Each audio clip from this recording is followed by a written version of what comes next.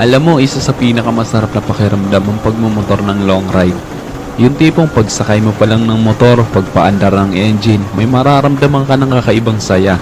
Dahil kapag nagmumotor ka sa mahabang biyahe, talagang nakakawala ng stress at ma-appreciate mo pa ang ganda ng mundo. Yung tipong habang nagmumotor ka, masasabi mo na lang sa sarili mo na, wow, ang sarap palang mabuhay.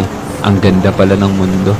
Lalo na kapag ang patakbo mo yung chill lang, yung ini-enjoy mo lang talaga ang moment. Madami kasi tayo kanya-kanyang problema sa buhay. Pero kapag nagmumotor ka na, makakalimutan mong problema mo. Lalo na kapag maganda ang view, maganda ang kalsada, tapos hindi mo namamalayan, nagkakaroon ka na pala ng positive mindset dahil magaan ang pakiramdam mo eh. Kaya kapag stress ka na, kailangan mo lang din talaga minsan ng mahabang biyahe bilang isang pahinga eh. Ang weird no? Kasi nakakapagod magmotor pero ito yung pahinga ng gusto-gusto ng marami.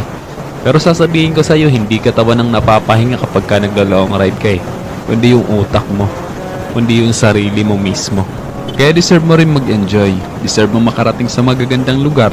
Deserve mo ng bagong experience. Ng bagong kwento. Ang buhay ay isang mahabang biyahe. Madami kang pagdadaan ng iba't ibang uri ng kalsada. Malubak, mabuhangin, madulas. Kailangan mo lang din talaga maging maingat. At pwede kang huminto para magpahinga. Tapos, biyahe na ulit. So, paano ba yan? Hanggang sa muli. Ride safe always, and God bless.